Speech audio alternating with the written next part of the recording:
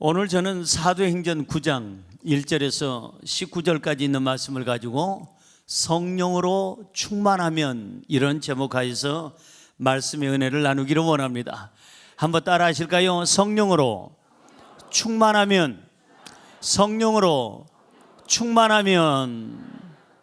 오늘 아침 뉴스를 보면서 참 대한민국을 위해서 더 많이 기도해야 되겠다라는 생각이 듭니다. 아마 아침 뉴스 보셨듯이 지난 2월 달 한 달 동안 구직을 포기한 사람이 50만 명이에요. 그러니까 직장을 갖겠다, 사업을 하겠다, 내가 뭔가 의식주 문제 해결을 위해서 일하겠다, 그런 의욕을 다 꺾어버리고 이미 포기한 사람이 50만 명인데, 그 중에 제일 어느 연령대가 많으냐면 50대가 제일 많아요.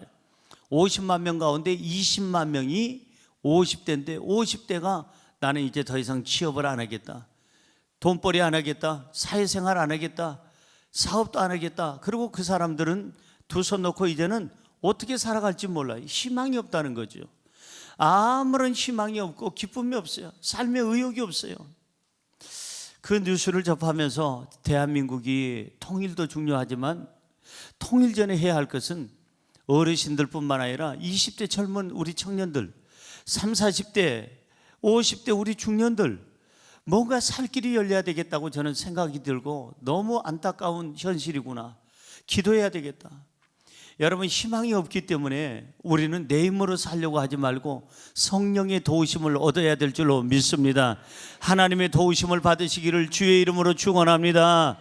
그런데 좋은 소식도 있습니다. 아침 뉴스에 보니까 3월 24일 날부터 수도권에, 서울에 개나리가 핀답니다. 개나리가 개화한다는 거예요. 3월 24일 무슨 요일인가 제가 봤더니 다음 주일이더라고. 다음 주일날 안 피기만 해봐라. 내가 그 뉴스 보낸 그 방송국에 가서 왜 안 피냐고 한마디 하려고 그래요. 아마 피겠죠. 핀다니까 믿어야죠. 여러분, 아무리 겨울이 안 물러가려고 우리에게 그렇게 춥게 하고 꽃샘 추위를 가져와도 겨울은 봄 앞에서는 물러나게 돼 있는 줄로 믿습니다. 그러면서 한 장면을 보여주는데, 세상에 밑에는 매화꽃이 피고 아름다운 꽃들이 쫙 피었는데 산 위에는 하얀 눈꽃이 핀 나라가 있어. 저게 스위스인가? 프랑스인가? 저게 어느 나라지? 캐나다인가? 이렇게 제가 봤더니 우리나라예요. 우리나라도 지금 밑에는 꽃이 피고 위에는 눈이 내려가지고 하얀 눈으로 산등성이가 하얗게 하얀 꽃이 핀 것을 보게 되었습니다. 사랑하는 성도 여러분, 성령님이 계시기에 용기를 내시기 바랍니다. 힘들어도 어려워도 성령님을 의지하면, 하나님을 의지하면 하나님 안에서 희망이 있답니다. 용기를 주신답니다. 우리의 삶의 길을 열어주십니다. 조금만 참고 인내하시기를 주의 이름으로 축원합니다. 우리 옆에 분에게 조금만 더 참으시기 바랍니다. 하나님을 더욱 믿으시기 바랍니다. 아멘입니까? 우리가 성령 충만 받아라, 성령 충만 받아라 많이 들었어요. 근데 성령 충만 받으면 무엇이 바뀔까? 제가 설교에 많은 여러 가지 예를 들어서 말씀을 드렸죠. 성령 충만하면 언어가 바뀐다, 부정적인 말이 긍정적인 말로, 어두운 말이 밝은 말로, 죽겠다는 말이 산다는 말로, 그리고 이런 얘기들을 이제 언어가 바뀐다는 얘기를 했어요. 그런데 성령 받으면 생활이 바뀌고, 성령 받으면 얼굴 표정이 바뀌고, 성령을 받으면 인생의 삶의 모든 문제가 해결이 된다, 제가 설교를 한 적이 있습니다. 그런데 오늘 성경 본문을 가지고 성령으로 충만하면 뭐가 바뀔까? 뭐가 달라질까? 오늘 여기 성경 본문의 주인공이 누구냐면 사울이라고 하는 사람이에요. 이 사울이라고 하는 사람은 철저하게 율법주의자였어요. 철저하게 율법주의자라 한다 보니까 예수님에 대해서 몰랐고, 예수님에 대해서 배척했고, 예수님이 하시는 일에 방해가 됐고, 예수 믿는 사람들을 잡아다가 옥에 가두고, 그리고 나선 처형을 하고 죽이고, 이런 일에 앞장섰던 사람인데, 성령 받고 나자 이 사울이 바뀌어서 나중에는 바울이 돼서 하나님 앞에 자기 몸을 드릴 정도로 순교할 정도로 인생이 달라졌어요. 대체 이 사울에게 무슨 일이 생긴 건가? 그것이 알고 싶다. 그래서 제가 추적 60분 여기를 한번 추적해 봤어요. 이 본문을 제가 자세히 들여다보니까 사도 바울이 이렇게까지 예수님 앞에 고통을 줬던 사람이 예수님을 위해서 헌신하게 된 세 가지 이유가 있더라고요. 그게 바로 성령 받으면 이렇게 세 가지가 바뀌어야 되는데 그게 뭘까? 첫째로 성령으로 충만하면 눈에서 비늘 같은 것이 벗겨집니다. 시작. 성령으로 충만하면 눈에서 비늘 같은 것이 벗겨집니다. 뭐가 벗겨져요? 눈에서 비늘 같은 것이 벗겨진대요. 얼마 전에 제가 바깥에 출입을 하다가 바깥에서 걷다가 오른쪽 눈이 굉장히 따가워요. 눈을 감을 수도 없고 뜨면 더 따갑고 감아도 더 따갑고 도대체 이걸 어떻게 해야 되나 막 따가워서 갑자기 하는데 그게 아주 긴 시간인 줄 알았더니 1분도 안 되는 시간, 한 50초 정도 됐을까요? 50초밖에 안 되는 그 시간인데 눈이 따갑고 아프니까 50초 동안 눈 뜨고 있을 수는 없잖아요. 여기다 성냥개비를 여기다가 꽂아 놓는다면 모르지만 이게 눈을 감아야 되는데 감을 때마다 막 어마어마하게 아픈 거예요. 이러다가 망막이 찔리는 거 아니야? 이질물 때문에 이러다가 눈이 손상되는 거 아니야? 이상한 생각이 들 정도로. 그래서 눈을 붙잡고 막 기도했어요. 하나님 아버지요, 예수 이름으로 고쳐주시고 이 눈에 들어가 있는 거 싹 빼주시옵소서. 저는 그동안에 제가 감사했던 게 뭐냐면 눈이 작은 걸 감사했어요. 미세먼지가 많은 날일수록 눈이 작으니까 들어갈 구멍이 없어서 미세먼지가 갈 길을 잃어서 딴 집으로 가더라 이거예요. 눈이 큰 집으로 가더라 이거예요. 근데 쟤는 눈이 작으니까 그동안은 감사했는데 이 작은 눈에도 들어가는 티가 있구나. 그게 바로 뭐냐? 그냥 미세먼지가 아니라 초미세먼지라는 거. 거기 들어간 것 같아요. 그런데 한 50초 동안을 그렇게 괴로웠어요. 눈을 감을 수도 없고 뜰 수도 없고 너무너무 괴로웠는데 50초 동안 괴로웠던 그 시절이 지나고 그 시간이 지나고 기도하고 하나님의 은혜로 눈물 샘에서 눈물이 나오면서 깨끗이 그것이 정리가 되었어요. 그런데 50초 동안 제가 그렇게 며칠 전에 눈이 그 따끔거리고 통증을 느낀 그 순간을 제가 기억을 하면서 오늘 여기 비늘 같은 것이 눈에 있다면 어떻게 될까? 사울에게는 비늘 같은 것이 있다고 그랬거든요.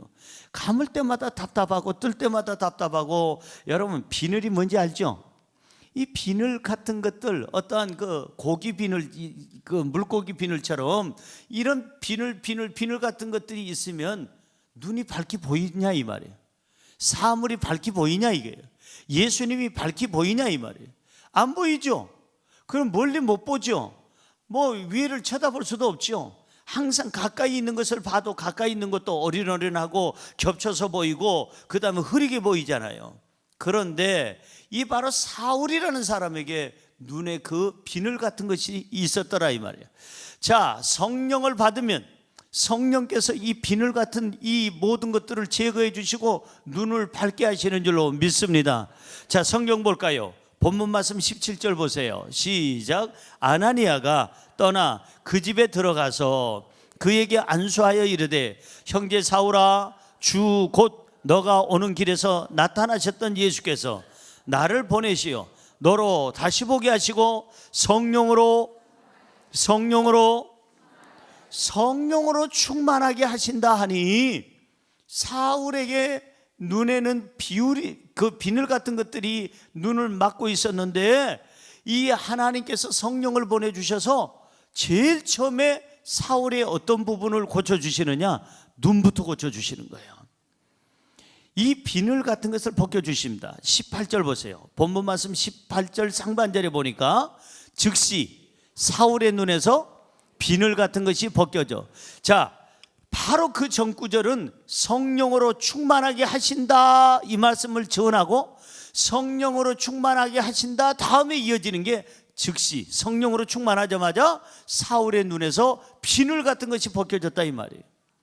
그동안에 이 사울에게는 어떤 비늘이 있었을까? 저는 이 말씀을 생각하면서 제가 깨달은 말씀이 이겁니다. 사울에게는 이런 비늘들이 있었구나. 그래서 사물을 흐릿하게 보고 예수님을 흐릿하게 보고 예수님의 복음 전하는데 방해꾼이 됐구나. 어떤 비늘이 있었을까? 왜 이 비늘 때문에 그 사울이 모든 환경을 제대로 보지 못했을까? 예수님을 제대로 못 봤을까? 모든 삶을 그렇게 사물을 굴절되게 봤을까? 이유, 첫째 이유는 그에게는 로마 시민권자였어요. 그 당시에 로마 시민권자는 유대인을 알기를 우습게 합니다. 마치 우리가 옛날에 일본에서 36년 동안 일본의 그 치하에 있을 때 종같이 정말 사람 대접 못 받고 살던 그 시절처럼 이 당시에도 로마의 속국이었기 때문에 이 유대인들이 사람 취급을 못 받았어요. 그런데 이 사람이, 사울이라는 사람은 로마 시민권자예요. 로마 시민권자라고 하는 자기의 그 우월주의의 그 비늘이 눈에 씌인 거예요. 그러니까 사람들을 우습게 여기고 사람들을 가볍게 여기고 예수 그리스도가 바로 유대인이라 생각해가지고 예수 그리스도에 대해서 우습게 여긴 거예요. 그래서 바로 예수님에 대해서 배척하게 된 거죠. 이 로마 시민권자라고 하는 비늘이 눈에 씌었었구나.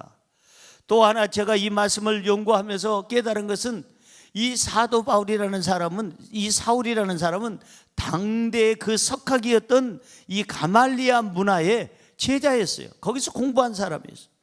그래서 아주 철저하게 정말 좋은 곳에서 공부를 했다 해서 교만의 비늘이 끼었어요. 교만에서 사람들을 정말 조금 못 배운 사람, 특별히 유대인들을 우습게 여겼을 것이다 이 말이죠. 또 사울에게 있는 그 비늘이 뭘까 봤더니 그 집안은 굉장히 부잣집이었어요. 그러니까 사울은 흙수저로 태어난 것이 아니라 무슨 수저요? 금수저로 태어났죠. 금수저로 태어나다 보니까 이 비늘이, 이 물질에 대한 재력에 대한 비늘이 있어가지고 사람들을 조금 경히 여기고 가난한 사람, 없는 사람들을 우습게 여기는 이 비늘이 눈에 씌어가지고 사물을 제대로 못 봤다는 거죠. 그 다음에 사울은 모세의 율법에 철저하게 이제 연구하고 그 속에 빠져들었고, 특별히 이 사람은 구약 성경 전반에 대해서 누구보다도 아주 전문적인 지식이 있는 사람이에요. 그러니까 성경에 대한 오만이 있었어요. 오만의 비늘이 있었어요. 무엇보다도 고도의 훈련을 받았는데, 거기 사울은 성경에 대해서 고도의 훈련을 받은 철저한 바리새파 사람이었어요. 바리새인이었어요. 그러다 보니까 이 눈에 모든 것이 이 비늘이 끼니까 예수 그리스도를 우습게 여기고 유대인들을 우습게 여기고 사람들을 우습게 여기죠. 그러니까 사람들을 그냥 죽이는데 마음껏 내놓는 거예요. 마음껏 잡아 죽이는 거예요. 오늘 혹시나 저와 여러분에게 이 잘못된 비늘이 눈에 끼었다면 제거하시기를 주의 이름으로 축원합니다. 이 비늘 때문에 교만, 오만, 그 다음에 자기의 어떠한 인간적인 생각에 비늘이 끼면 부모를 부모로 보이질 않습니다. 선생님을 선생님으로 보질 않습니다. 여러분이요, 사람을 우습게 봅니다. 모든 사물이 굴곡돼서 보이고 비늘이 끼니까 사물이 흐릿하게 보이고 잘 안 보이게 되고 정확성이 떨어지는 거예요. 오늘 저와 여러분에게 있는 비늘들이 다 벗겨져서 부모는 부모로 잘 보게 되고 자식은 자식으로 보게 되고 사랑의 대상으로 우리 예수님을 바라볼 수 있는 눈이 있기를 주님의 이름으로 축원합니다. 할렐루야. 오늘 여기 본문 1절에서 2절은 이렇게 말씀하고 있어요. 시작. 사울이 주의 제자들에 대하여 여전히 위협과 살기가 등등하여 대제사장에게 가서 다메섹 여러 회당에 가져갈 공문을 청하니, 이는 만일 그 도를 따르는 사람을 만나면 남녀를 막론하고 결박하여 예루살렘으로 잡아오려 함이라. 사울은 아주 무자비한 사람이었습니다. 예수 믿는 사람들은 무조건 있다는 소식만 들으면 가서 잡아서 감옥에 넣고 내리치고 형벌을 주고 죽이는데 앞장섰어요. 이 사람이 지금도 다메섹이라는 곳을 향하여서 가던 중에 예수님을 만나게 되죠. 눈에는, 이 사울의 눈에는 이 비늘이 있었어요. 그게 뭐냐? 잘못된 사상의 비늘, 잘못된 율법의 비늘, 잘못된 자기의 어떤 교만의 비늘, 잘못된 오만의 비늘이 있었기 때문에 그는 예수님으로 바라볼 수가 없었다는 것입니다. 요즘에 뉴질랜드라는 그곳에 며칠 전에 테러가 났어요. 뉴질랜드는 제가 30여 년 전에 거기 가서 집회를 했습니다. 지금으로부터 30년 전에 가서 제가 거기서 깜짝 놀란 게 하나 있어요. 뭐냐? 너무 아름다워. 그냥 초원이 보이고, 그 다음에 양떼들이 그냥 수백 마리부터 수천 마리 그냥 쫙 그 초원을 지나가는데 막 노래가 나요. 양떼들아 양떼들아 하면서 노래가 막 나오는 거예요.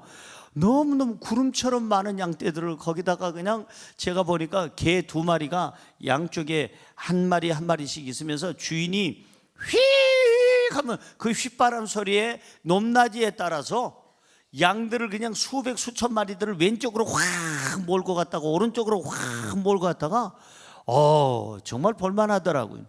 그래서 30년 전에 제가 뉴질랜드에 가서 집회를 하면서 하나님이 어쩌면 이렇게 아름다운 땅을 여기다 줬을까? 제 해석이에요. 제 해석. 이거는 일반적인 해석이 아니고 오해하지 마세요. 하나님이 우주 만물을 다 만드시고 특별히 지구촌을 만드시고 지구에다가 전부 그냥 바다도 만드시고 산도 만드시고 그 다음에 저기 섬도 만드시고 다 만드시다가 딱 한쪽을 들고 계시다가 이거 들고 가려니까 좀 멋쓰게 해서 딱 던져놓은 게 뉴질랜드 같아. 그래가지고 딱 두 쪽이 나서 북 뉴질랜드, 남 뉴질랜드. 그 다음에 하나님께서 손으로 몇 번 터니까 가루가 떨어져서 섬들이 수백 개, 수천 개가 돼가지고 뉴질랜드 옆에는 아름다운 섬들이 그렇게 많이 있더라. 제가 30년 전에 거기 가서 집회를 하고 그 아름다운 환경을 보고 내가 나중에 늙어서 젊은 목사님한테 우리 교회를 맡기고 그리고 나서는 나는 이제 은퇴를 하고 그럼 어디서 노년을 살까? 뉴질랜드다. 30년 전에는 그렇게 생각했는데 지금은 바뀌었어요. 얼마 전에는 캐나다라고 생각했고 또 얼마 전에는 제가 일본에 있을 때는 일본도 괜찮다고 생각을 했고 얼마 전에는 괌이라고 생각했는데 지금은 어디서 노년을 보내고 싶으냐? 일산에서 보내고 싶은 거예요. 뭐니 해도 뭐니가 최고고 뭐니 해도 한국이 최고요. 거기 가봐야 인종차별도 있어. 없는 것 같으나 있고. 그런데 그렇게 조용한 나라, 그렇게 평화롭게 사는 나라, 평화주의자들이 있는 나라 뉴질랜드에 거기에 인종차별하는 사람들이 있는지 트럼프가 그 얘기 하잖아요. 예? 인종차별하는 사람들 때문에 이렇게 많은 사람이 희생된 것 같다라고 뉴스에 나옵디다마는 아니 세상에 그 많은 사람들을 학살하고 죽일 수 있느냐? 학살이에요. 그거는 테러에 플러스 학살이에요. 왜 수많은 나라에서 이런 테러가 일어나고 수많은 사람을 죽일까요? 그들은 이유가 뭘까요? 눈에 씌었어. 뭐가요? 비늘이 씌은 거예요. 비늘이 어떤 비늘이 있을까요? 종교라는 비늘, 잘못된 종교, 잘못된 이념, 잘못된 사상, 잘못된 철학, 이런 것들이 이 잘못된 것들이 비늘로 이 눈앞에 가리니까 부모로 여기지 아니하고 그 다음에 친구도 잡아 죽이는 이런 몰상식하고 무자비한 사람들이 왜 그러냐? 눈에 비늘이 끼어서 그래요. 잘못된 종교 이단이라든지 잘못된 종교라든지 잘못되게 성경을 해석했다든지 잘못된 이념이나 사상을 가졌다든지 이 비늘을 벗겨야 이 지구촌이 평화롭게 되는 줄로 믿습니다. 그러려면 성령으로 충만해야 된다는 거예요. 성령으로.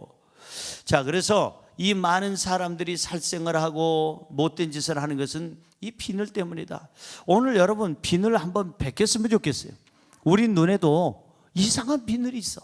사람을 우습게 여기는 비늘, 경히 여기는 비늘, 사람을 의심하는 비늘, 그 다음에 예수를 제대로 못 보는 비늘, 그 다음에 이상한 이념이나 사상 때문에 그 사상 때문에 친구가 적이 되는 이러한 비늘이 있다면 오늘 성령의 능력으로 다 비늘이 벗겨지기를 주님의 이름으로 축원합니다.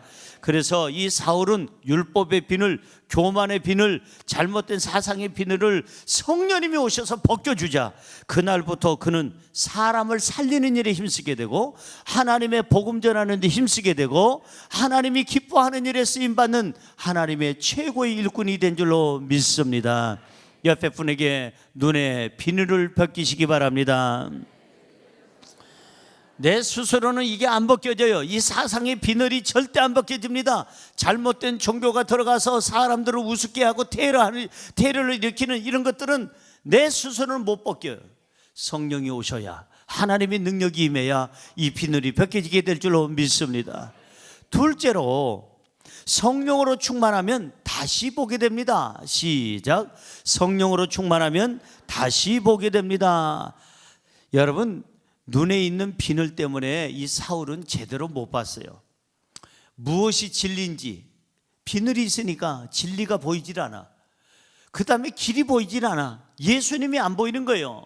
예수님이 나는 길이요 진리요 생명이라고 하셨는데 안 보이는 거예요. 이 비늘이 갇혀 있으니까, 이 율법이라는 비늘과 교만이라는 오만이라는 이 비늘들이 가리고 있으니까 이게 예수님이 안 보이는 거예요. 자, 그래서 성령으로 충만하고 이 사울의 눈에서 비늘이 벗겨지자 그 다음에 다시 보게 되는 놀라운 일이 생깁니다. 자, 성경으로 돌아가서 아까 읽었던 말씀의 그 18절을 다시 읽어봅니다. 시작. 즉시 사울의 눈에서 비늘 같은 것이 벗어져 다시 보게 된지라. 일어나 세례를 받고. 여기 보니까 사울의 눈에서 비늘이 벗겨진 이유가 이 앞에 또 써 있어요. 성령으로 충만하게 하신다 하니, 성령 받으니까 눈에서 비늘 같은 것이 벗겨졌고 성령으로 충만 받으니까 다시 보게 된 줄로 믿습니다. 여러분 잘 들으세요. 이 바로 다시 본다고 하는 뜻의 의미는 세 가지가 있어요. 세 가지가. 다시 본다는 말은 헬라어로 아나브레포라는 말입니다. 한번 따라할까요? 아나브레포. 헬라어로 아나브레포라는 말은 다시 본다라는 말인데 세 가지 의미가 있어요. 첫째 의미는 뭐냐면 쳐다본다, 이렇게 고개를 들어서 쳐다본다는 거예요. 사울이 그동안에 비늘로 눈이 가리워졌을 때는 절대 자기 중심으로 봤습니다. 자기 자신만을 봤습니다. 세상 것만 봤습니다. 자기 우월한 것만 봤습니다. 그러나 성령 충만하고 나서 비늘이 벗겨지고 그리고 그는 다시 보게 됐는데 이 눈을 들어서 다시 쳐다보게 됩니다. 누구를? 주님을 바라보게 됐습니다. 다시 쳐다봅니다. 하늘을 바라보게 됐습니다. 다시 쳐다봅니다. 하나님의 뜻을 바라보게 됐습니다. 다시 쳐다봅니다. 부활의 신앙을 바라보게 됐습니다. 다시 쳐다봅니다. 천국의 소망을 바라보게 됐습니다. 다시 쳐다봅니다. 위의 것을 바라보게 됐습니다. 그동안에는 땅의 것만 봤는데 이제는 성령으로 충만하니까 위의 것을 바라보고 주님을 우러러보고 하나님을 높이 보고 하나님을 찬양하게 됐다는 거예요. 그 다음에 다시 본다는 아나브레포라는 말은 쳐다본다에서 조금 더 나아가서 우러러본다라는 뜻이 있어요. 따라할까요? 우러러본다. 그러니까 지금까지는 사울은 사람을 이렇게 내려다봤어요. 왜? 로마 시민권자니까. 왜? 최고의 명문 학교에서 공부를 했으니까. 그 다음에 최고의 어떤 율법 학자니까. 율법에 자기는 전문가니까. 자기는 누구보다도 모든 면이 올등하다고 생각하니까 이 비늘이 가리워졌을 때는 사람들을 내려다봐요. 예수님도 내려다보게 되고 모든 것을 유대인들을 내려다보게 됩니다. 그러다 보니까 그는 제대로 예수님을 믿을 수가 없었어요. 이 교만의, 이 아집의, 이 율법의 이 비늘 때문에. 다시 본다라는 말은 아나브레포, 우러러본다. 그러니까 예수님을 내려다보는 게 아니라 우습게 보는 게 아니라 예수님을 이제 아래에서 위로 올려다보는 거예요. 우러러보는 거예요. 사람들을 핍박했던 건 뭐냐? 사람을 우습게 여기니까.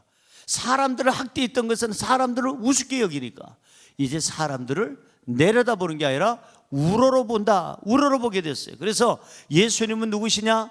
성부, 성자, 성령 하나님, 성자 하나님이시다. 그래서 이 제대로 평가를 하게 된 거죠. 세 번째 뜻은 뭐냐? 아나브레포라고 하는 다시 본다라고 하는 뜻은 사물을 재평가하는 인식으로 본다는 거예요. 따라할까요? 사물을 재평가하는 인식으로 보라.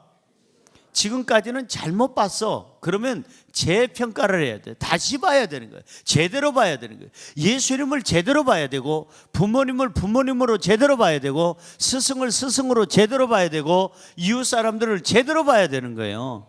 그래서 이 사울은 예수님보다는 율법을 먼저 받고, 예수님보다는 율법을 더 소중히 여겼어요. 그러니까 다시 말하면 율법만 소중하고 믿었지 예수님은 소중하지도 않고 믿음의 대상이 아니었다 이 말이에요. 그러나 다시 보게 되니까 비늘이 벗겨지고 다시 보게 되니까 율법의 완성자는 예수 그리스도신데, 예수 그리스도를 떠나서 율법을 논할 수가 없는데, 예수 그리스도가 나의 모든 죄를 사해 주시고 구원하실 구세주가 되시는구나, 메시아구나, 제대로 예수님을 재평가하고 믿게 된 줄로 믿습니다.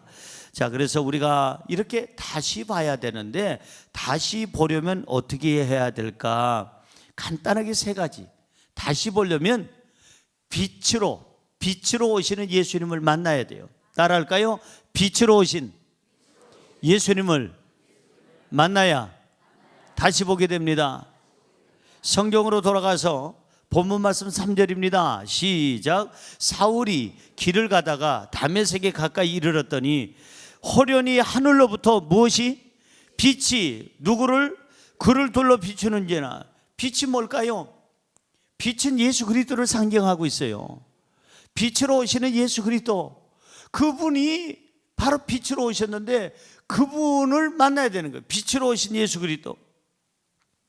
빛이 있다는 얘기는 뭐냐면은 어둠이 없다는 얘기예요. 어둠이 없다는 거예요. 왜 여기가 밝아요? 우리 예배당이, 우리 교회가 왜 이렇게 실내가 이렇게 밝아요? 뭐가 있어서? 빛이 있어서. 만약에 우리 저 뒤에서 전구를 다 스위치로 꺼버리면 여기는 아마 암흑일 거예요. 아무것도 보이지 않을 거예요. 빛이 있으니까 밝은 거예요. 다시 말해서 예수 그리스도가 빛으로 나에게 오셔야 내 눈이 밝아지고, 마음이 밝아지고, 언어가 밝아지고, 생활이 밝아지고, 믿음 생활이 온전하게 하게 될 줄로 믿습니다. 오늘 저와 여러분에게 필요한 건 빛으로 오시는 예수님이에요. 예수님이 빛으로 오면 길이 보여요. 빛이 있으니까 길이 보여. 깜깜한 밤에는 길이 안 보이는데, 칠흑 같은 어두운 밤에는 길이 안 보이는데, 빛이 있으면 길이 보이잖아요. 넘어질 이유가 없어요. 방황할 이유가 없어요. 이거 시간 낭비할 이유가 없어요. 예수 그리스도가 빛으로 우리에게 지금 오신다면, 아니 우리가 그분을 빛으로 받아들였다면 우리 인생은 방황할 시간이 없는 줄로 믿습니다. 방황하지 아니하고 여러분 길과 진리와 생명이 되시는 예수님을 잘 믿다가 우리는 천국 가게 될 줄로 믿습니다. 흔들리지도 않고 넘어지지도 않는다 이 말이에요. 빛으로 오신 예수님을 만나야 우리는 다시 보게 된다. 또 하나가 있다면, 다시 보려면 주님의 음성을 들어야 다시 보게 돼요. 성경 본문 말씀 4절에서 5절입니다. 시작. 땅에 엎드려져 들음에 소리가 있어 이르되 사울아 사울아 너가 어찌하여 나를 박해하느냐 하시거늘 대답하되 주여 누구시니까? 이르시되 나는 너가 박해하는 예수라. 누구의 음성을 들어야 우리가 다시 인생을 보게 되느냐? 주님의 음성, 예수님의 음성을 들어야 우리의 눈에서 비늘이 벗겨지고 우리 눈이 다시 보게 돼요. 사물을 다시 인식하여 제대로 보게 되는 거예요. 그래서 예수님도 제대로 보게 되고, 가족도 제대로 보게 되고, 인생도 제대로 보게 되고, 예수 그리스도 안에서 우리 모든 삶의 모든 가는 길이 밝아지고 하나님의 영광에 빛이 임하게 될 줄로 믿습니다. 주의 음성을 듣고 우리는 하루하루 살아가자는 거예요. 힘들고 어려울 때 사람의 말 듣지 마세요. 사람은 죽겠다, 안 된다, 그거는 끝났다, 도저히 일어설 수 없다고 하지만 하나님께서는 말씀하십니다. 일어설 수 있다, 가능하다, 내가 너에게 힘을 줄 테니까 내게 능력 주시는 자 안에서 너는 할 수 있다, 우리를 이렇게 세워주시는 줄로 믿습니다. 부정적이고 절망적인 파괴적인 사람의 말을 듣지 말고, 불신앙의 말을 듣지 말고 예수님의 음성을 들으시기를 주님의 이름으로 축원합니다. 그 다음에 다시 보려면 안수기도를 받아야 돼요. 뭘 받아야 돼요? 안수기도. 오늘 성경 12절 볼까요? 본문 12절 시작. 그가 아나니아라 하는 사람이 들어와서 자기에게 안수하여 다시 보게 하는 것을 보았느니라 하시거늘. 뭐하여? 안수하여. 안수기도는 아주 여러분 정말 우리가 마음의 준비를 하고 받아야 돼요. 그냥 아무렇게나 받으면 안 되고요, 안수기도 하는 분이 누구냐를 잘 알고 받았어요. 제가 오살리 기도원에서 집회를 하고 메시지를 증거하고 설교를 마치고 단에 이렇게 앉아 있는데 사회자가 광고 시간에 나와서 이런 얘기를 하는 거예요. 갈 때마다 저는 들은 얘기입니다. 제가 설교를 끝나고 나면 사회자가 뭐 잘 모르는 사회자들이 바뀌어서 그분들이 이제 광고를 하는데, 오늘 참 말씀의 은혜를 많이 받으셨죠? 광고 말씀을 드립니다. 우리 오살리 기도원에서는 오살리 기도원의 정식 목사님 외에는 안수할 수 없도록 되어 있습니다. 그러니 이상한 목사님들, 우리 오살리 기도원에 소속되어 있지 않는 그러한 목사님들에게 안수받는 일이 없도록 하고 안수하는 일이 없도록 하시기 바랍니다 라고 갈 때마다 광고를 하는 거예요. 많은 사람들이 사이비가 오니까, 이상한 이 짝퉁 목사들이 오니까 이상한 것들이 뭐 계시 받았다고 그러고 환상 받았다고 그러고 자기가 목사라고 그러고, 목사라는 걸 증명할 길이 없는데 그 다음에 이상하게 그냥 마식한 이상한 사람들, 이단에 속한 사람들도 있을 것이고, 아니면은 성경을 제대로 모르는 그런 사람들도 있을 것인데, 이런 사람들이 계시 받다, 환상 받다, 꿈을 해석해 준다 하면서 안수를 해준다 이 말이에요. 절대 조심해야 돼요. 귀신 들린 사람한테 안수 받으면 뭐가 들어가겠어요? 귀신 들어가요. 특별히 악신에 걸린 사람한테 여러분 안수 받지 말라 이거예요. 악신에 들린 사람한테 안수 받으면 틀림없이 악신이 들어가요.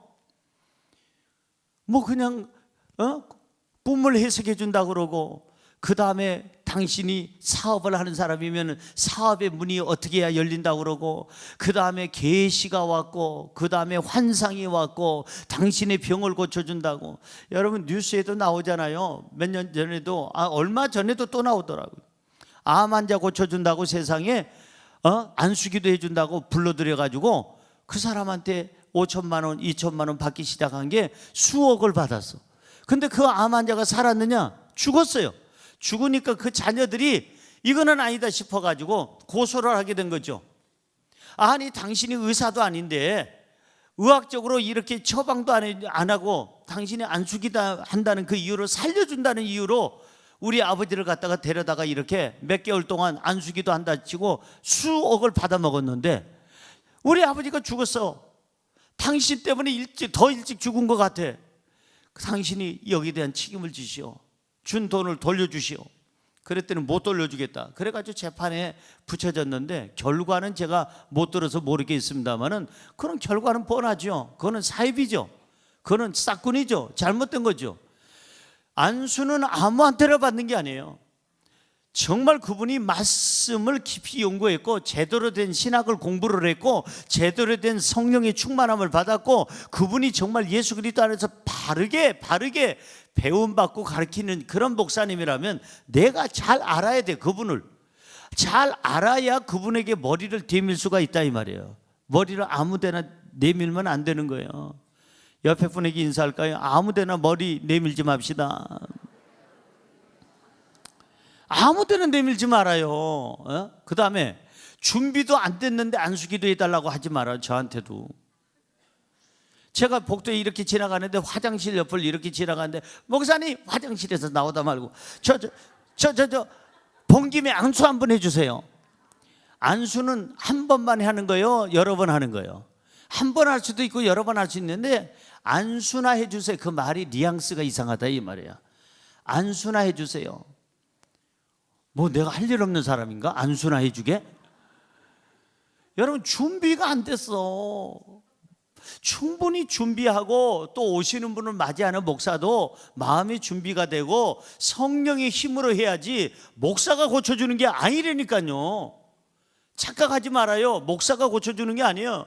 하나님이 주의 종을 통해서 정말 이 주의 종이 영이 맑고 깨끗하면, 받으려고 하는 사람이 정말 맑고 깨끗하게 믿음이 있으면 안수하는 사람에게도 믿음이 있어야 되고 받는 사람에게도 믿음이 있어야 되고, 그게 성서적이면 하나님께서 고쳐주시는 줄로 믿습니다. 그런데 목사가 고쳐주는 것처럼 내가 어디 가서 고쳤고, 내가 어디 가서 누굴 앉아있는 사람 일으켰고, 눈이 먼 사람 고쳐줘서 눈 밝게 했고, 내가라고 하는 사람은 그게 사입이다 이 말이에요. 돈 받는 사람 그게 사입이라는 거예요. 거저 받았으니 거저 주어라 성경에 써 있잖아요. 은사는 돈 장사하는 게 아니에요. 밥벌이 하는 게 아니에요. 은사는 하나님이 거저 주신 거 거저 하나님 영광을 위해서 쓰는 게 은사인 줄로 믿습니다. 고로 이상한 데 가서 이렇게 꿈 해석해 준다고 그러고, 사업은 이리가 동쪽으로 가야 흥하고 서쪽으로 가면 망하고, 그럼 서쪽에 있는 사람들 어떡하라고? 어떡하라고? 대한민국 지도에 서쪽에 있는 사람들도 있는데. 사랑하는 성도 여러분, 그 사람들이 그렇게 용하면 길거리에 앉아서 있겠느냐 이게. 화곡동 반지하실에서 지금까지 수십 년 동안 저렇게 앉아서 사람들 기다리고 있느냐 이게. 그분들이 그렇게 능력 있고 하면은 벌써 빌딩을 지어도 여러 채 지었겠네.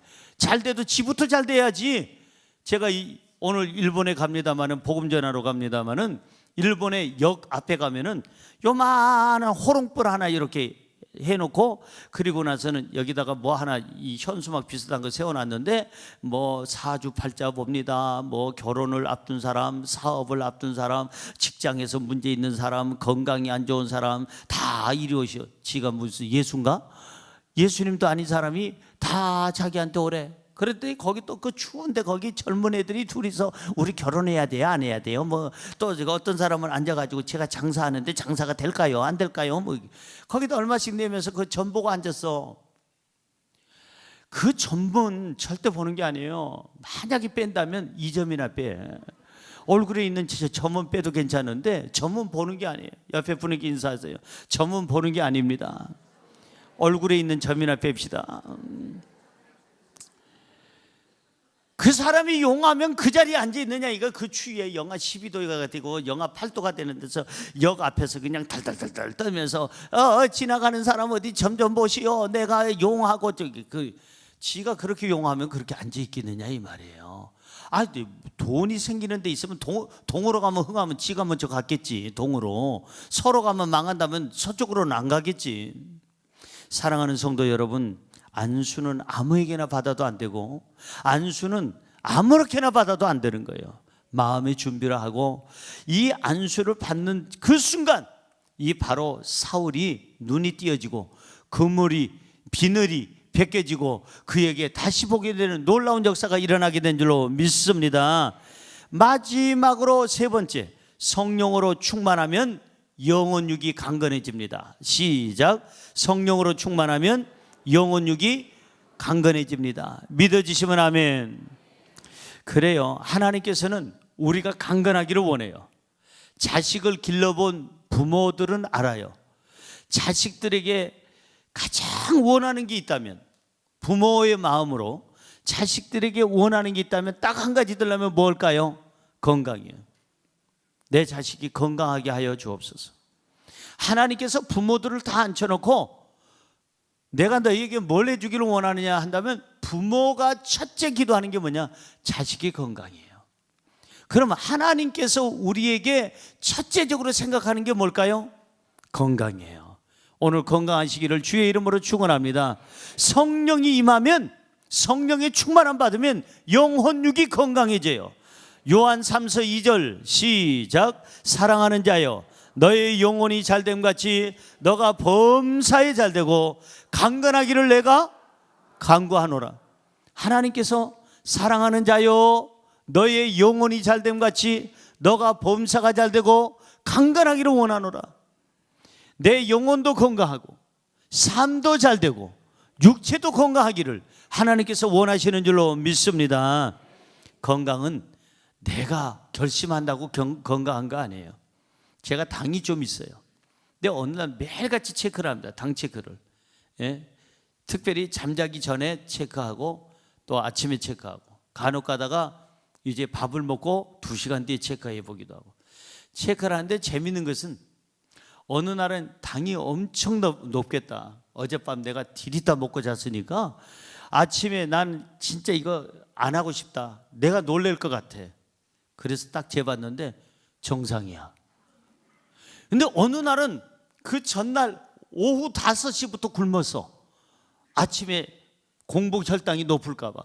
그래가지고 운동도 하고 조절을 해가지고 아침에 일어나자마자 자신 있게 찌르는 거예요. 오늘은 틀림없이 정상 중에 정상일 거다. 푹 찔렀는데 높아. 왜 이런 일이 있을까? 건강은 내 마음대로 못한다는 걸 내가 알겠더라고요. 건강은 하나님이 주셔야 되는 거예요. 하나님께로 받으시기를 주의 이름으로 축원합니다. 자, 그래서 건강하기를 원한다면 성령으로 충만해라. 왜 성령으로 충만해야 될까? 18절에서 19절, 본문 18절에서 19절입니다. 즉시 사울의 눈에서 비늘 같은 것이 벗어져 다시 보게 된지라. 일어나 세례를 받고 음식을 먹음에 강건하여지니라. 성령으로 충만하자 눈에서 비늘 같은 것이 벗겨졌고, 성령으로 충만하자 다시 보게 되었고, 성령으로 충만하자 세례를 받게 되었고, 성령으로 충만하자 음식을 먹게 됐고, 음식을 먹고 나니까 강건하게 되더라. 그 어떤 사람은 아유 목사님 제가요 요즘에 밥맛이 없어서요 밥맛 돌아오도록 기도해 주세요. 나는 그 말이 무슨 말인지 한 번도 이해가 안 돼요. 저는 지금까지 살면서 밥맛 없어서 밥 못 먹어본 적 한 번도 없어요. 새벽에 일어나도요 냉장고에 있는 우유 벌컥벌컥 마시고 나옵니다. 어떤 분들은 어떻게 새벽에 아침에 우유를 마셔요? 아우 속이 뒤틀리고 뭐가 어쩌고 저쩌고. 그게 무슨 말이야? 저는 새벽에도요 햄버거 그냥 먹고요, 새벽에도요 우동 먹고요, 새벽에도 밥 먹고요. 아유 아무 때나 전천후예요. 정말 그럴까? 줘보세요. 한번 먹나 안 먹나. 어느 시간대든지 저는 정말 잘 먹어요. 내 평생 한 번도 밥맛 없어서 밥 못 먹은 적 있나? 우리 집사람한테 물어보세요. 한번. 저희 집사람이 잘 알아요. 아무거나 잘 먹어. 한 번도 반찬 투정 해본 적도 없고요. 뭐 밥이 이러니 저러니 반찬이 이러니 해본 적이 없어요. 워낙 우리 집사람이 잘해서 초창기에는 잘 못했어요. 결혼해가지고 초창기에는요 우리 집사람 밥 해본 적이 없어. 신혼여행 갔다 왔는데 한 번도 밥 안 해봤대. 오 주여 어찌하오리까. 나도 한 번도 안 해봤는데. 둘 다 똑같아. 밥 안 해보기. 그래서 저는 저희 어머니한테 물어보고 집사람은 장모님한테 물어보고, 그래가 양쪽을 물어보니까 한 집에서는 그 쌀하고 물하고 이렇게 그 비율이 이렇게 손가락을 찍으면은 한 마디 정도 오면은 된다. 한 집은 그러고 한 집은 그냥 딱 손바닥을 거기다 얹어라. 찰랑찰랑하면 된다. 나중에 재보니까 찰랑찰랑이나 눈금이나 똑같더라고 그 높이가. 그래서 처음 하는 그 밥의 솥단지 위에다가 특별히 또 그 솥을 우리 장모님이 특별히 생각해가지고 압력솥, 그때 사기 힘든 거예요. 압력솥을 사줘가지고 거기다가 그냥 안수기도를 하면서 주여 제대로 되게 하여 주시옵소서 하고 안수기도를 했더니 얼마나 밥이 잘 됐는지 고슬고슬하니 갑자기 지금 그 밥 생각이 나네 갑자기. 자, 그런데 보세요. 저희 집사람이 그렇게 시작을 해서 결혼 생활을 했는데 지금은 저한테 가장 제가 가장 전 세계를 다녀도 제 입맛에 딱 최고로 잘 맞추는 사람이 있다면 저희 집사람이에요. 이제는 그냥 아주 노련미가 생기고 이제는 제대로 된 거죠. 물어보세요. 한 번도 저는 그냥 그 처음 하는 밥부터 지금까지 한 번도 밥맛 없이 먹은 적이 있느냐? 없어요. 무슨 얘기냐면 성령이 임하면 기쁨이 생겨. 성령이 임하면 평안함이 있어요. 성령이 임하면 하나님께 맡기고 살아요. 성령이 임하면 스트레스가 사라져요. 성령 충만하면 하나님이 도와주신다는 확신이 있기 때문에 내가 염려를 안 해. 그러면은 무슨 맛이 들까요? 밥맛이 생겨. 옆에 분에게 밥맛이 있으시기 바랍니다. 밥맛이 있어야 살맛도 있어요. 여기 보니까 음식을 먹으면 강건해지느니라. 성령 충만하니까 평안해지고 기쁨이 있고 감사가 있고 사랑하게 되고 인내하게 되고 스트레스가 사라지고 하나님께 성령님께 맡기게 되자 그들은 건강하게 된 줄로 믿습니다. 오늘 여기 본문 말씀 18절에서 19절에 기록된 것처럼 성령 충만하면 엎드려져 있는 자리에서 일어나게 되고 용기와 힘을 가지고 일어나게 돼요. 그 다음에 여기 보니까 세례를 받게 된다는 얘기는 새 사람이 돼서 성령 안에서 변화된 삶을 살게 되고, 세 번째는 음식을 먹으면 음식을 먹고 나서 건강하게 된다라 이 말이에요. 사랑하는 성도 여러분, 마지막 한 절 읽고 마치기를 원하는데 15절 말씀 크게 읽어보세요. 주께서 이르시되 가라, 이 사람은 내 이름으로 이방인과 임금들과 이스라엘 자손들에게 전하기 위하여 택한 나의 그릇이라. 택한 나의 그릇이다. 내 그릇은 내가 보호하게 돼 있어요. 내 그릇은 내가 늘 항상 아끼게 돼 있고 사랑하게 돼 있어요. 하나님을 위해서 필요로 하는 그릇이 되시기 바랍니다. 하나님이 쓰시는 그릇이 되시기 바랍니다. 아직 사명이 있는 사람은 일찍 안 죽어. 사명이 있는 사람은 절대 일찍 안 죽는다 이 말이에요. 사명이 있기 때문에. 이번에 여러분 비행기 한 대가 떨어져서 지금 그것 때문에 그냥 전 세계 그 같은 기종의 비행기는 절대 못 뛰게 한다. 우리나라도 그랬잖아요. 우리나라 상공을 그 비행기는 어느 나라 국적이든 지나가지도 못하고 우리나라에서 뜨지도 못하고 이륙도 못하고 착륙도 못하도록 그렇게 해놨어요. 그러자 전 세계가 지금 그 비행기에 대해서 안 쓰는 거예요. 미국이 난처해졌습니다. 메이드 인 USA인데 그 미국에서 만든 비행기인데 야단났습니다. 어마어마한 비싼 이 비행기가 전 세계에서 안 뜨게 돼요. 근데 놀라운 것은 뉴스를 보니까 그 비행기를 놓쳐가지고 너무나도 급한 약속이 있어서 그 비행기를 타야 되는데 그 비행기를 놓쳐서 공항에서 너무 가슴 치던 사람이 지금 어떻게 됐을까요? 이야, 하나님의 은혜로구나. 저 비행기에 탔으면 죽어서 시체도 못 찾을지도 모르는데 세상에 저 비행기 꼭 타야 될 사람이 그걸 놓친 거예요. 그 사람이 누굴까? 분명히 사명 있는 사람인 줄로 믿습니다. 제 친구 목사님 한 분도 그랬어요. 옛날에 목포에서 비행기가 떨어졌어요. 무슨 비행기 떨어졌잖아요. 근데 그 비행기를 타고 목포에 가서 저기 복음 전하기로 했던 분이에요. 그분이. 그게 광주인지 목포인지 모르겠어요. 근데 그게 산에서 추락했잖아요. 근데 김아무개라고 하는 제 동기동창 목사님이 부흥회를 그쪽으로 가야 되는데, 목포로 가야 되는데 그 비행기를 타야 되는데 놓쳐가지고 너무나 그 교회에다가 연락해서 미안하다고, 내가 시간을 못 지켜서 미안하다고, 공항을 늦게 도착해가지고 비행기가 떴다고. 그런데 그 비행기가 떨어졌어요. 근데 그 비행기에 누가 탔냐면은, 떨어진 그 비행기에 우리 동경교회 집사님하고 아들이 탔어요. 제가 동경교회에서 동경순복음교회 담임 목사할 때 한국을 다녀온다고 하더니 그 비행기를 탄 거예요. 그 비행기가 떨어졌는데 세상에 산에 추락을 했잖아요. 그 내려오다가 이 두 사람이 산 거 아닙니까? 이 엄마도 살고 아기도 산 거예요.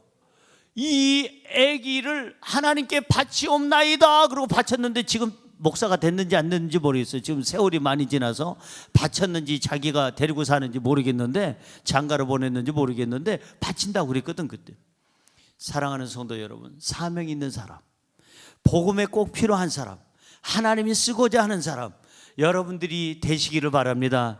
그래서 성령님이 여러분들을 고쳐주시고 치료해 주시고 안전하게 하시고 붙잡아 주실 줄로 믿습니다. 기도할 때 항상 그렇게 얘기하세요. 하나님, 저와 저희 가족은 하나님 앞에 큰 그릇으로 쓰임받기를 원합니다. 저희들 그릇 깨지지 않게 하여 주시고 보호하여 주시고 안전하게 하시고 건강하게 하여 주시옵소서. 이렇게 기도하면 하나님께서 우리의 건강을 책임져 주실 줄로 믿습니다. 잊지 마세요. 성령으로 충만하면 첫째, 눈에서 비늘 같은 것이 벗겨집니다. 둘째, 다시 보게 됩니다. 셋째, 영혼 육간에 강건하게 될 줄로 믿습니다. 기도하겠습니다. 하나님, 오늘 말씀 깊이 마음판에 새기게 하여 주옵소서. 성령으로 충만하면 우리 눈에 잘못된 어떤 비늘들이 벗겨진다고 했습니다. 다시 보게 된다고 했습니다. 영혼육이 강건해진다고 했습니다. 이런 역사가 우리 삶 속에 우리에게 넘치게 하여 주옵소서. 예수님의 이름으로 기도드리옵나이다.